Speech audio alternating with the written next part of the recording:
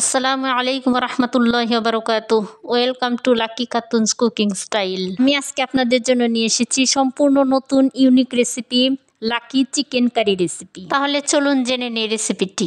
আমি চুলায় একটি প্যান বসিয়ে দিয়েছি এবং দিয়ে দিয়েছি পরিমাণ মতো অর্গানিক সরিষার তেল। তেল গরম হলে দিয়ে দিচ্ছি 2 টুকরো তেজপাতা, 4টি সাদা এলাচ, 3 টুকরো দারুচিনি, 1টি কালো এলাচ। মশলাগুলো তেলে ভালোভাবে ভেজে নিচ্ছি। যখন মশলা থেকে ঘ্রাণ ছেড়ে দিবে তখন দিয়ে দিচ্ছি পরিমাণ মতো পেঁয়াজ কুচি। পেঁয়াজ কুচি ব্রাউন রঙের করে ভেজে নিয়েছি। এরপর আমি দিয়ে দিচ্ছি 1 স্পুন আদা বাটা, 1 স্পুন রসুন বাটা। আদা বাটা রসুন বাটা 1 মিনিট ভেজে নিচ্ছি। এরপর দিয়ে দিচ্ছি 1 স্পুন জিরা বাটা এবং স্বাদমতো লবণ। এবার সবগুলো মশলা 5 মিনিট তেলে ভালোভাবে কষিয়ে নিচ্ছি।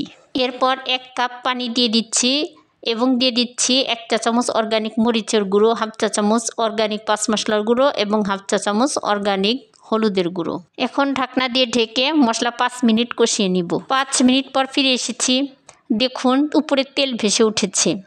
এ পর্যায়ে নেড়ে চেড়ে দিয়ে দিব আগে থেকে ধুয়ে পানি ঝরিয়ে রাখা চিকেন। এখানে আমি নিয়েছি মুরগির পা, চামড়া, গলার হাড় এবং বুকের মাংস। এখন এই মাংস মশলার সাথে ভালোভাবে মিশিয়ে 5 মিনিট ঢাকনা দিয়ে ঢেকে কষিয়ে নিব। বন্ধুরা, আমার ভিডিওটি ভালো লাগলে অবশ্যই একটি লাইক দিবেন, কমেন্ট করে পাশে থাকবেন এবং সাবস্ক্রাইব করতে কিন্তু ভুলবেন না। আর যারা অলরেডি সাবস্ক্রাইব করেছেন, thank you so much. 5 minute পর ফিরে এসেছি।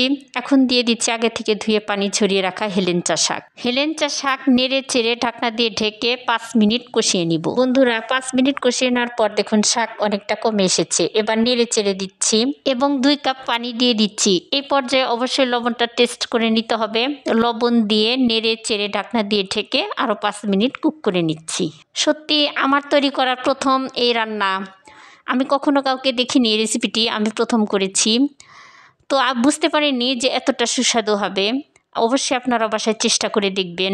5 মিনিট পর আমি চুলাটা বন্ধ করে দিচ্ছি এবং আপনাদেরকে একটু সার্ভ করে দেখাচ্ছি। দেখতেই পাচ্ছেন কতটা সুন্দর এবং লোভনীয় হয়েছে। সত্যি এমন হেলদি সুস্বাদু লাকি কারি আমাদের নিয়মিত খাওয়া উচিত। ইনশাআল্লাহ আগামীতে আরেকটি নতুন রেসিপি নিয়ে আপনাদের সাথে দেখা হবে। সে পর্যন্ত সবাই ভালো থাকুন, সুস্থ থাকুন এবং লাকি খাতুনস কুকিং স্টাইল চ্যানেলের সাথেই থাকুন। আল্লাহ হাফেজ।